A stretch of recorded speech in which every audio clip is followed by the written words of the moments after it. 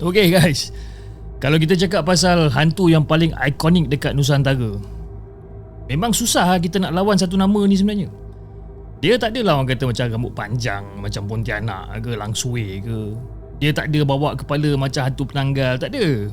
Ataupun dia tak ada macam nak merangkak daripada siling ke apa, semua tak ada. Benda-benda semua tak ada. Benda ni dia berdiri je. Okay, berdiri, kain putih, terikat, duduk diam aja kan. Tapi yang peliknya, yang diam tu lah yang kadang-kadang buat kita rasa yang takut gila, yang kita nak baca segala ayat yang kita nak tahu ni kan, ataupun segala ayat yang kita tahu, termasuklah doa makan. Okay, Assalamualaikum kepada semua. Welcome back to the segment. Apa khabar? Saya harap anda semua dalam keadaan sihat dan selamat datang kembali ke episod yang terbaru Folklore Origin. Dan dalam episod kali ni, kita akan pergi ke satu persoalan yang ramai orang pernah dengar, tapi tak ramai orang yang betul-betul tahu sebenarnya. Daripada mana datangnya pocong ni? Kenapa dia berkafan? Kenapa dia terikat? Kenapa dia melompat?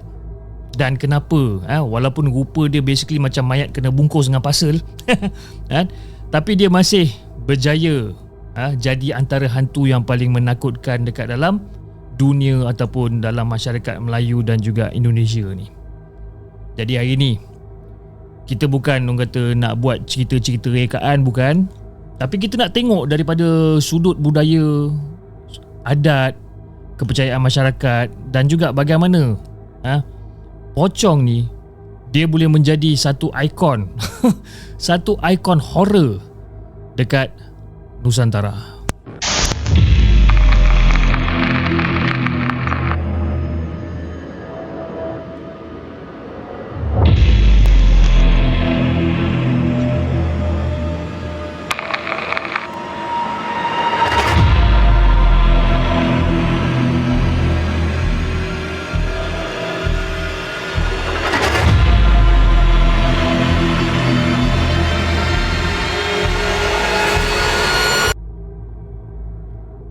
Dalam folklore Nusantara, pocong ni biasanya digambarkan sebagai roh orang mati yang masih lagi dibalut dengan kain kafan.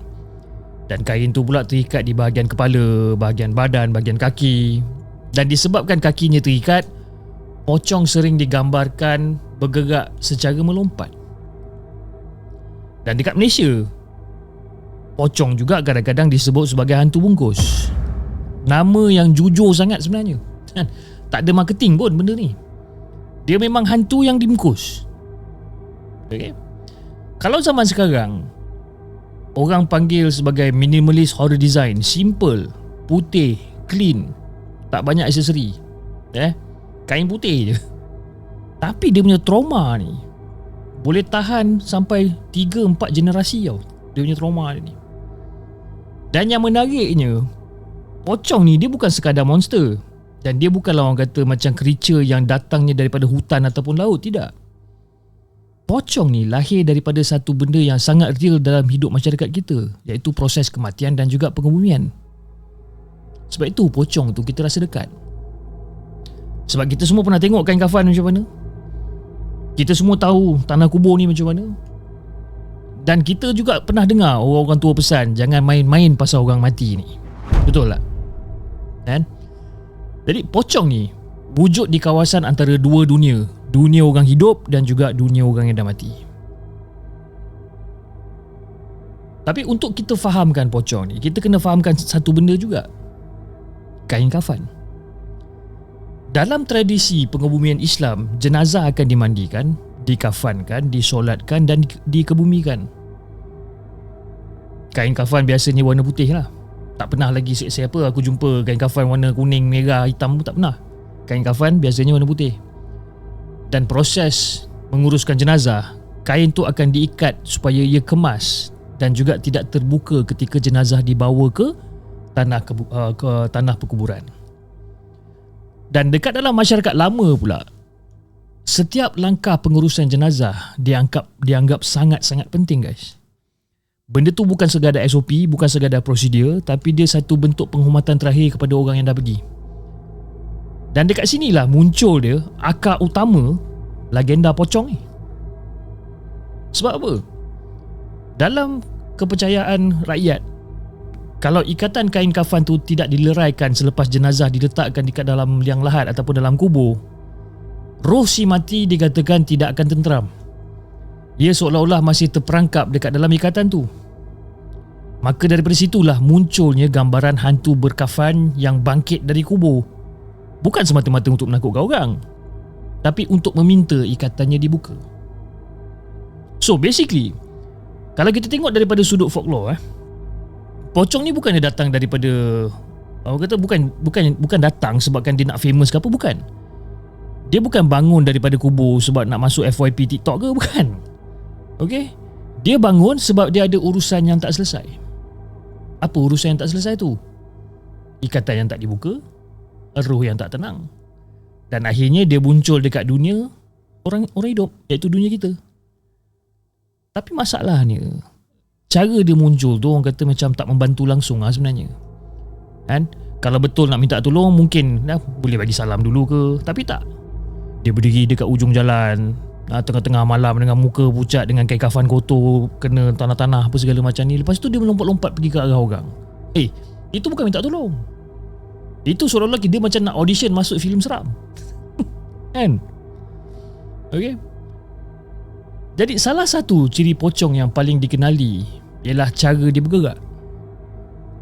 Dalam banyak cerita rakyat ataupun cerita-cerita orang lama, pocong dikatakan melompat kerana bahagian kaki dia masih lagi terikat dengan kain kafan.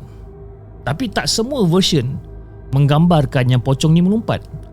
Ada juga versi lama yang mengatakan pocong ni sebenarnya terapung ataupun melayang-layang. Tapi dalam budaya yang popular, terutamanya sekali melalui filem, drama, komik dan juga cerita-cerita kampung, imej pocong melompat ni menjadi yang orang kata paling melekat dekat dalam fikiran masyarakat kita ni. Dan inilah benda yang membuatkan pocong tu unik. Hantu lain boleh terbang, boleh hilang, boleh muncul belakang kita. Tapi si pocong pula dia lompat-lompat. Tapi kita jangan pandang rendah guys. Walaupun dia melompat, entah macam mana dia boleh kejar orang yang tengah lari laju. Itu part yang sampai sekarang aku tak faham sebenarnya. Asal macam rasa gelap sangat aku punya studio ni. Tiba-tiba rasa seram pula. Kita ni manusia ada dua kaki yang free, okey? Kaki yang orang kata freely lah, boleh lari dan orang kata dan berjalan dan sebagainya. Siap boleh pakai kasut lagi. Tapi bila pocong kejar, kita masih boleh stumble, kita masih boleh jatuh, terlanggar pasu, masuk longgang. Yang pocong pula kaki dia terikat. Tapi pacing kelajuan dia tu macam atlet atlet Olimpik. Ada juga laju dia ni. Mungkin sebab dia tak skip leg day masa hidup agaknya. Kan? Jadi pocong ni sangat kuat dikaitkan dengan budaya Melayu dan juga Jawa. Dia hidup dekat dalam tradisi lisan masyarakat Nusantara, terutamanya dekat Indonesia dan juga kat Malaysia. Tak ada satu rekod rasmi yang boleh membuktikan siapa pocong pertama dalam sejarah. Tak ada. Pocong bukan watak yang dicipta oleh sesuatu ataupun yang dicipta oleh seseorang penulis. Bukan. Pocong ni dia berkembang melalui cerita mulut. Orang tua bercerita dekat anak, anak bercerita dekat kawan, kawan tukuk tambah sikit, lepas tu satu kampung percaya. Jadi itulah cara folklore hidup, kan? Dalam masyarakat tradisional, cerita seperti pocong ni bukan sekadar hiburan, tapi benda ni juga berfungsi sebagai satu peringatan. Peringatan yang mengajak orang supaya menghormati kematian, menjaga adab pengubumian dan juga tidak mempermainkan urusan jenazah. Folklore ni menarik sebab kadang-kadang dia bukan sekadar nak takutkan orang, tapi dia nak mendidik. Macam mak ayah dulu cakap jangan keluar malam, nanti kena suruh hantu tetek, macam-macam lah, kan? Sebenarnya mak ayah kita cuma tak bagi kita melepak sampai pukul 2-3 pagi kat kedai mamak. Kalau cakap direct, confirm anak tak dengar. So mak ayah guna apa? Guna hantu lah. Dan benda tu efektif Sebab sampai sekarang, kalau katakanlah kita lalu dekat jalan kampung gelap-gelap, nampak kain putih dekat pokok pisang, kita akan jadi manusia yang paling alim dalam masa 15-20 saat. Baca segala surah yang kita tahu, baca segala doa yang kita tahu. Macam mana dia boleh berubah jadi macam tu, betul tak? pocong ni dia jadi orang kata macam menakutkan disebabkan dia ada berkait rapat dengan kematian sebenarnya. Berbeza dengan hantu yang lain yang mungkin datang daripada dendam, daripada sihir, daripada tempat bergantung dan sebagainya. Pocong datang daripada imej yang paling, orang kata, yang paling akhir seorang manusia sebelum disemadikan. Tubuh yang dibalut dengan kain kafan. Jadi itu yang menjadikan pocong ni sangat kuat secara simbolik. Dan kain putih tu pula bukannya sekadar kostum. Itu adalah lambang kematian. Ikatan pada tubuh tu bukan sekadar detail, ia melambangkan sesuatu yang belum selesai. Dan kubur tu pula bukanlah kata sekadar lokasi, tapi ia adalah pintu antara dunia hidup dan juga dunia mati. Dan dalam banyak kepercayaan rakyat, roh yang tak tenteram sering dikaitkan dengan kemunculan makhluk halus. Dan pocong berada dekat dalam kategori ni. Roh yang belum bebas, masih terikat, masih ingin menyelesaikan sesuatu. Kalau katakanlah kita fikir-fikir balik, pocong ni sebenarnya scary bukan sebabkan dia complicated. Dia scary sebabkan dia terlampau simple.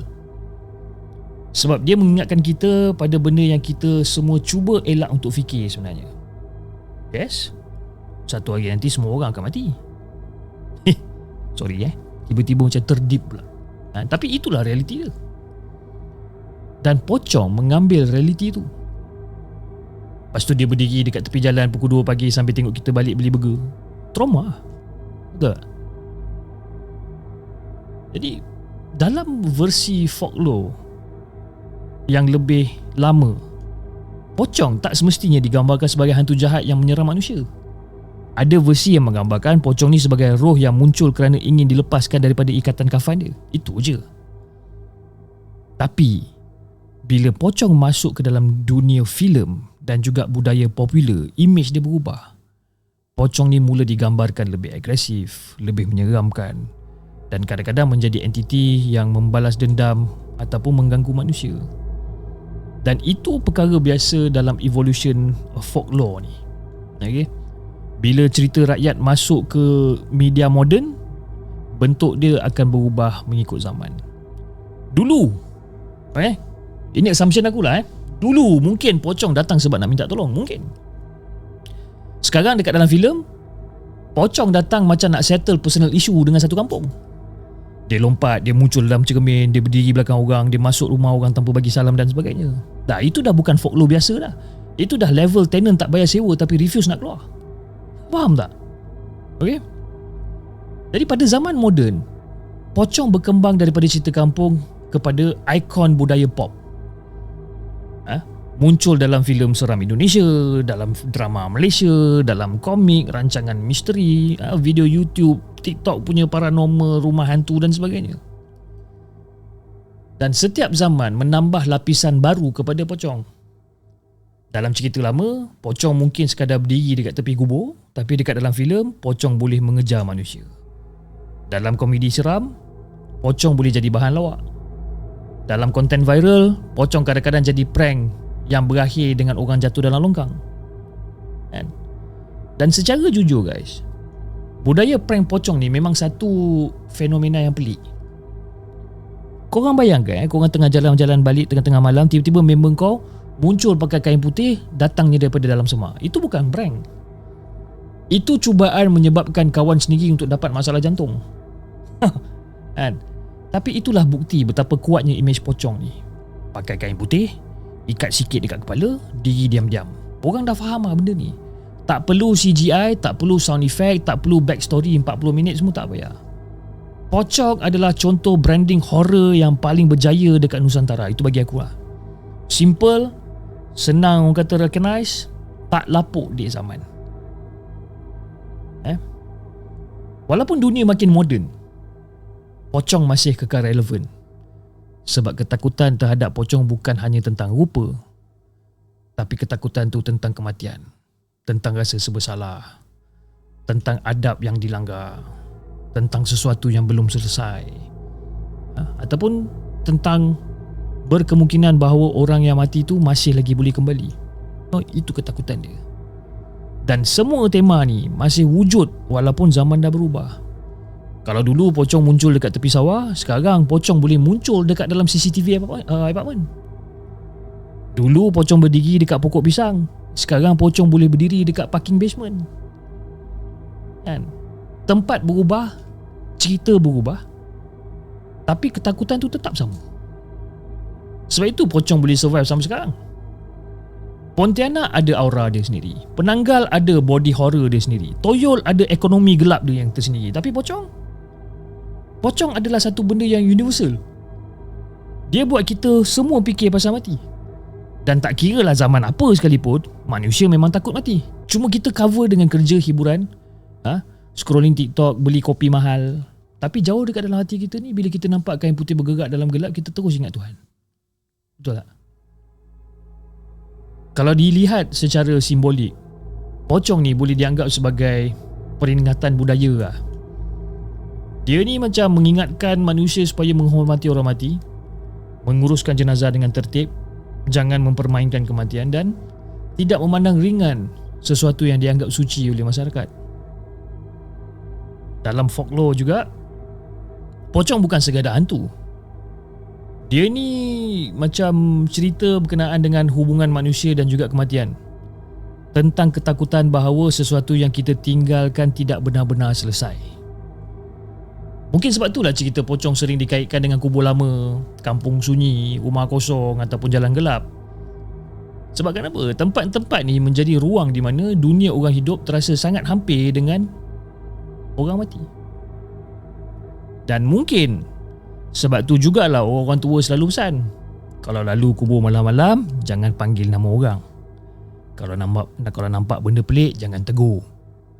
Kalau terdengar suara panggil dari belakang, jangan terus pusing.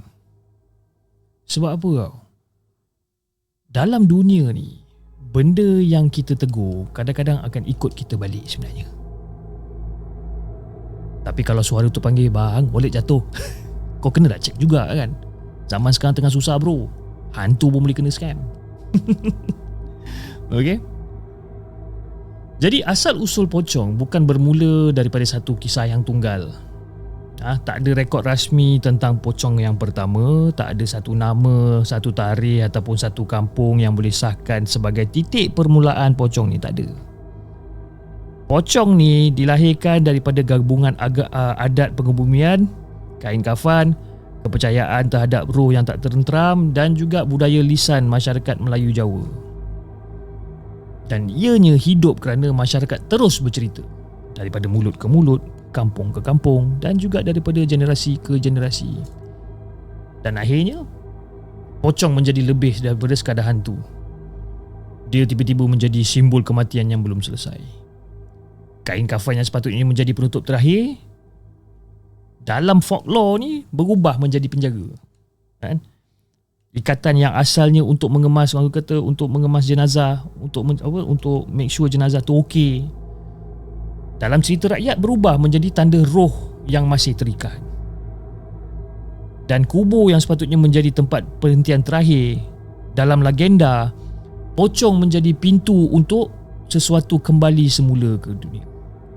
So sekarang kita faham lah, pocong ni bukan sekadar hantu putih yang melompat-lompat dalam gelap, tapi dia adalah gabungan antara adat, kematian, ketakutan dan imajinasi masyarakat.